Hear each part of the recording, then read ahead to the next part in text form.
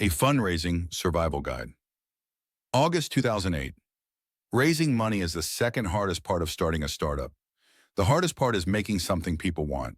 Most startups that die because they didn't do that.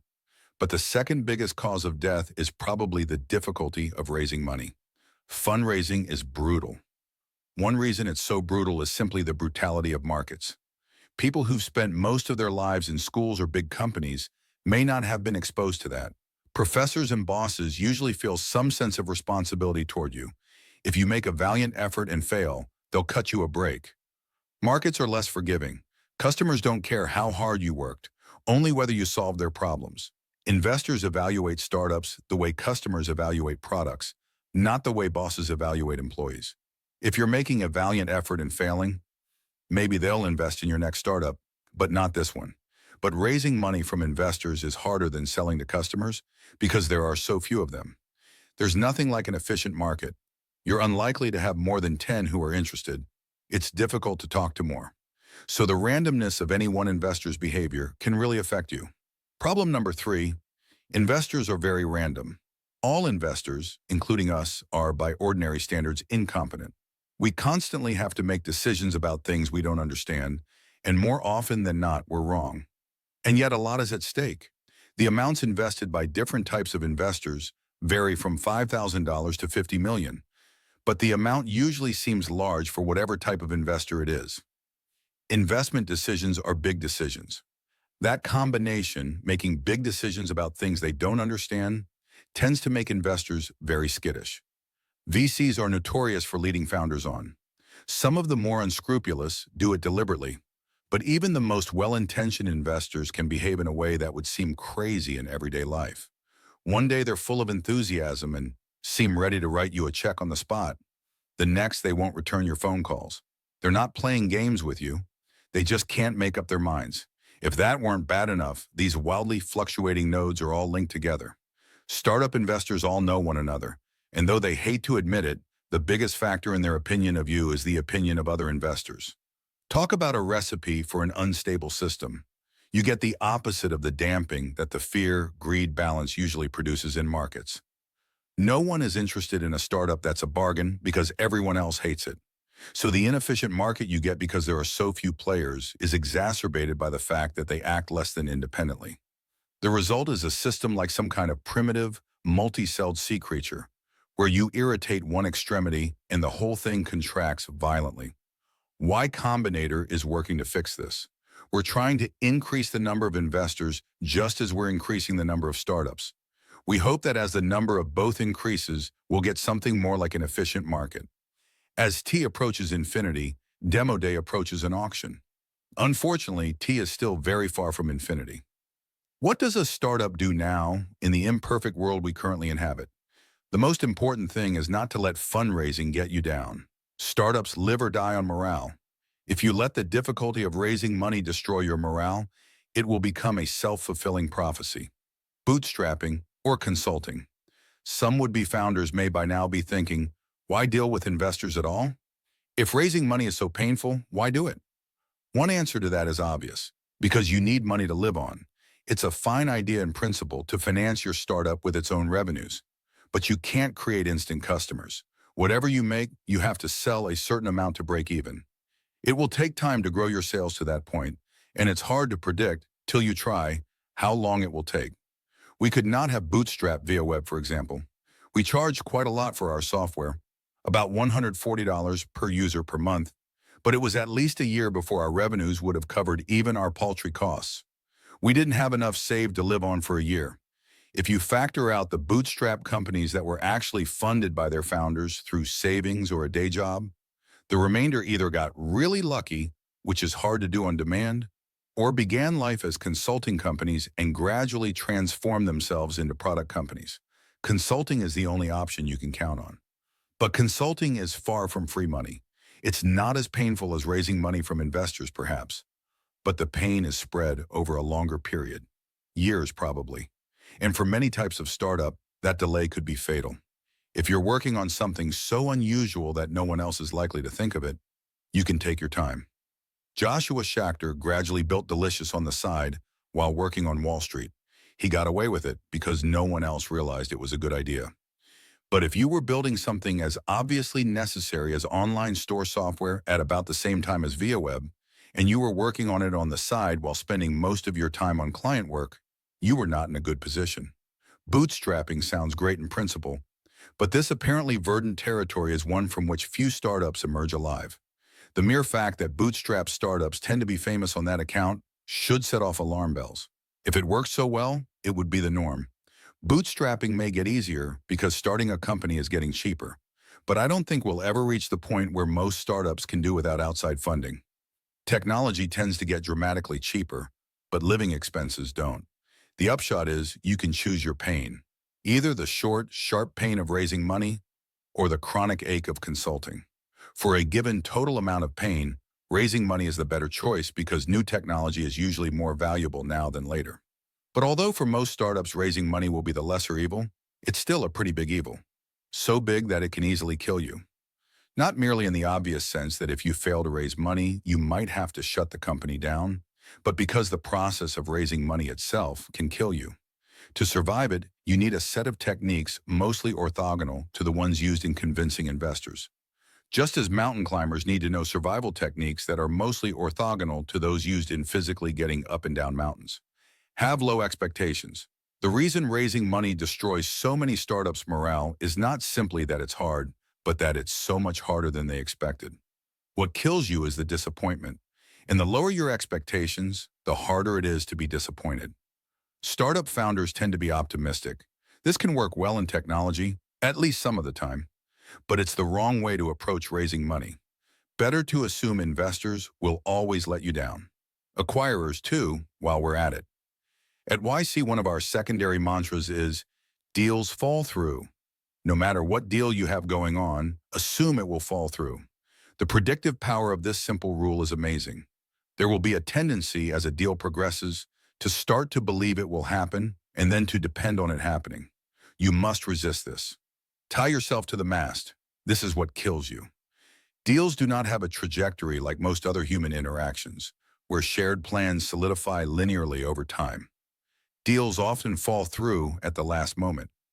Often the other party doesn't really think about what they want till the last moment. So you can't use your everyday intuitions about shared plans as a guide. When it comes to deals, you have to consciously turn them off and become pathologically cynical. This is harder to do than it sounds. It's very flattering when eminent investors seem interested in funding you. It's easy to start to believe that raising money will be quick and straightforward, but it hardly ever is. Keep working on your startup. It sounds obvious to say that you should keep working on your startup while raising money. Actually, this is hard to do. Most startups don't manage to. Raising money has a mysterious capacity to suck up all your attention. Even if you only have one meeting a day with investors, somehow that one meeting will burn up your whole day. It costs not just the time of the actual meeting, but the time getting there and back, and the time preparing for it beforehand and thinking about it afterward. The best way to survive the distraction of meeting with investors is probably to partition the company, to pick one founder to deal with investors while the others keep the company going. This works better when a startup has 3 founders than 2, and better when the leader of the company is not also the lead developer. In the best case, the company keeps moving forward at about half speed. That's the best case, though. More often than not, the company comes to a standstill while raising money, and that is dangerous for so many reasons. Raising money always takes longer than you expect. What seems like it's going to be a 2-week interruption turns into a 4-month interruption. That can be very demoralizing, and worse still, it can make you less attractive to investors. They want to invest in companies that are dynamic. A company that hasn't done anything new in 4 months doesn't seem dynamic, so they start to lose interest. Investors rarely grasp this, but much of what they're responding to when they lose interest in a startup is the damage done by their own indecision. The solution: put the startup first. Fit meetings with investors into the spare moments in your development schedule rather than doing development in the spare moments between meetings with investors. If you keep the company moving forward, releasing new features, increasing traffic, doing deals, getting written about, those investor meetings are more likely to be productive. Not just because your startup will seem more alive, but also because it will be better for your own morale. which is one of the main ways investors judge you. Be conservative. As conditions get worse, the optimal strategy becomes more conservative. When things go well, you can take risks. When things are bad, you want to play it safe. I advise approaching fundraising as if it were always going badly. The reason is that between your ability to delude yourself and the wildly unstable nature of the system you're dealing with, things probably either already are or could easily become much worse than they seem. What I tell most startups we fund is that if someone reputable offers you funding on reasonable terms, take it. There have been startups that ignored this advice and got away with it. Startups that ignored a good offer in the hope of getting a better one, and actually did. But in the same position, I'd give the same advice again. Who knows how many bullets were in the gun they were playing Russian roulette with? Corollary. If an investor seems interested, don't just let them sit. You can't assume someone interested in investing will stay interested. In fact, you can't even tell. They can't even tell if they're really interested till you try to convert that interest into money. So if you have a hot prospect, either close them now or write them off. And unless you already have enough funding, that reduces to close them now. Startups don't win by getting great funding rounds, but by making great products. So finish raising money and get back to work. Be flexible. There are two questions VCs ask that you shouldn't answer. Who else are you talking to? And how much are you trying to raise? VCs don't expect you to answer the first question. They ask it just in case. They do seem to expect an answer to the second. But I don't think you should just tell them a number, not as a way to play games with them, but because you shouldn't have a fixed amount you need to raise. The custom of a startup needing a fixed amount of funding is an obsolete one left over from the days when startups were more expensive. A company that needed to build a factory or hire 50 people obviously needed to raise a certain minimum amount. But few technology startups are in that position today. We advise startups to tell investors there are several different routes they could take depending on how much they raised. As little as $50,000 could pay for food and rent for the founders for a year.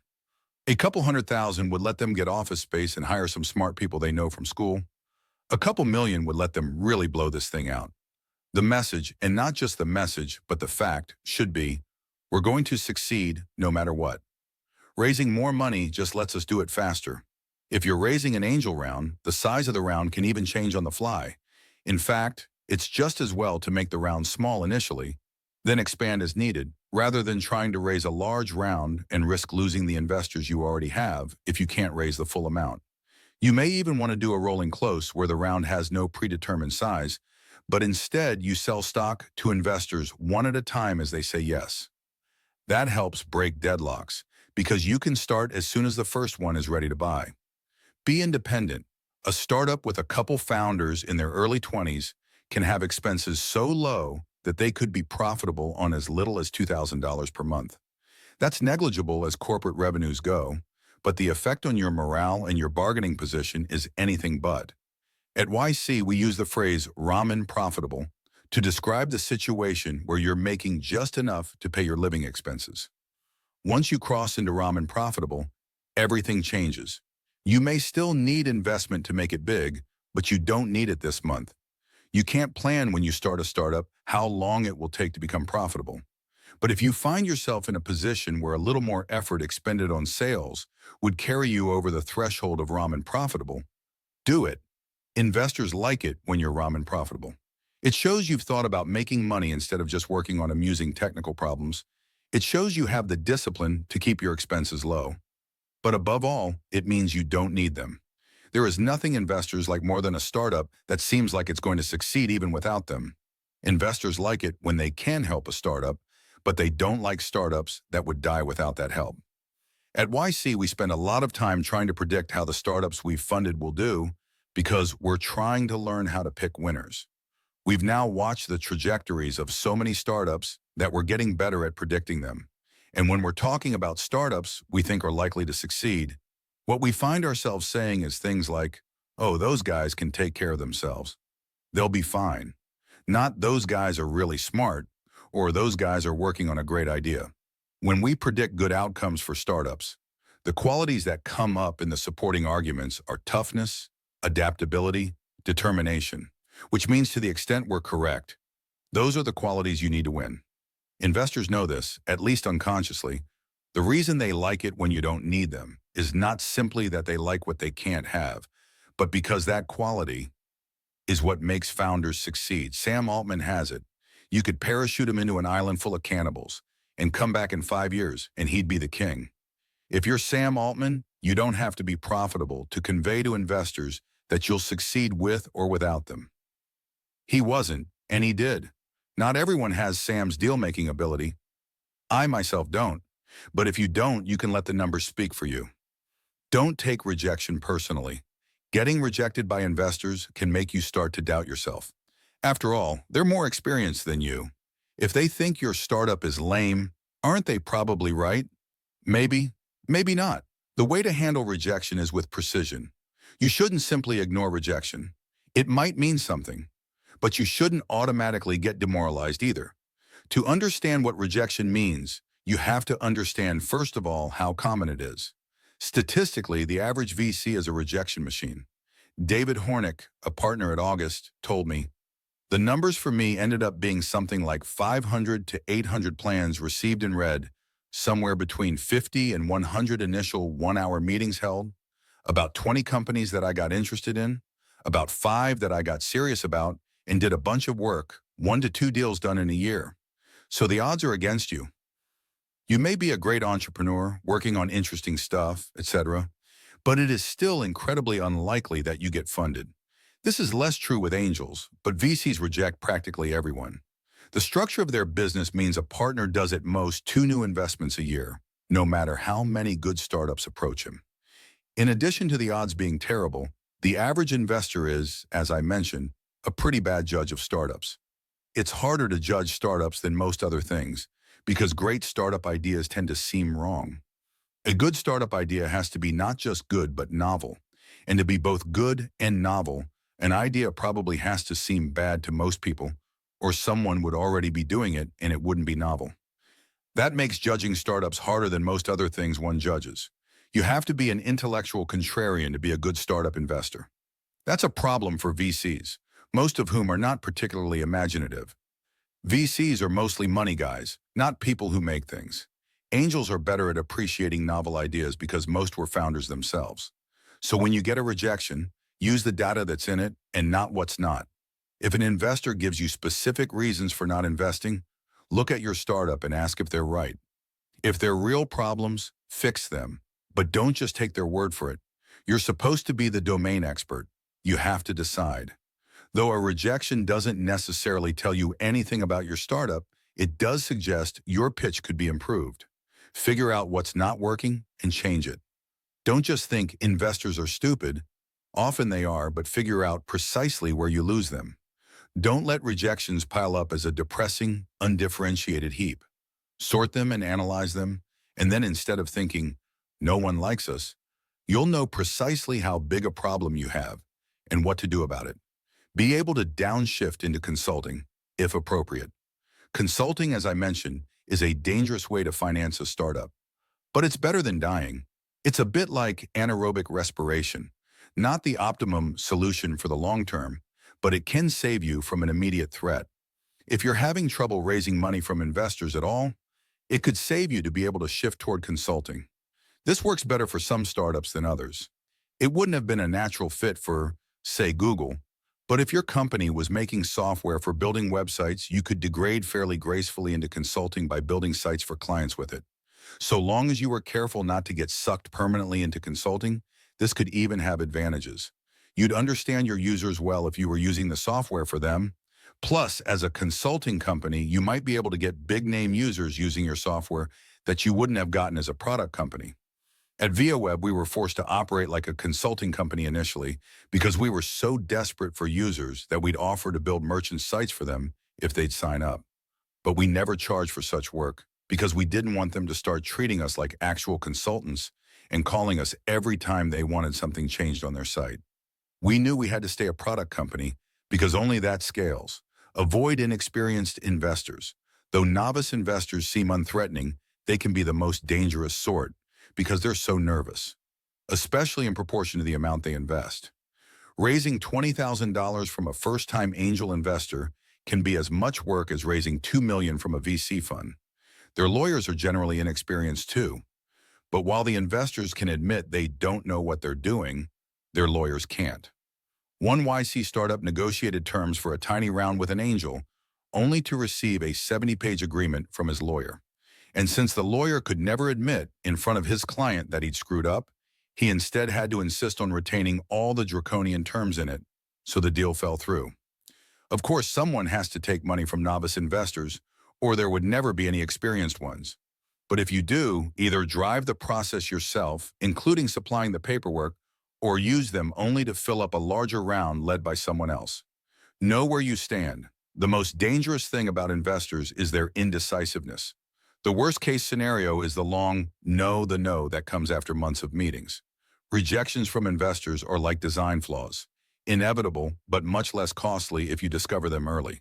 So while you're talking to investors, constantly look for signs of where you stand. How likely are they to offer you a term sheet? What do they have to be convinced of first? You shouldn't necessarily always be asking these questions outright. That could get annoying. But you should always be collecting data about them. Investors tend to resist committing except to the extent you push them to. It's in their interest to collect the maximum amount of information while making the minimum number of decisions. The best way to force them to act is, of course, competing investors. But you can also apply some force by focusing the discussion, by asking what specific questions they need answered to make up their minds, and then answering them. If you get through several obstacles and they keep raising new ones, assume that ultimately they're going to flake. You have to be disciplined when collecting data about investors' intentions. Otherwise, their desire to lead you on will combine with your own desire to be led on to produce completely inaccurate impressions.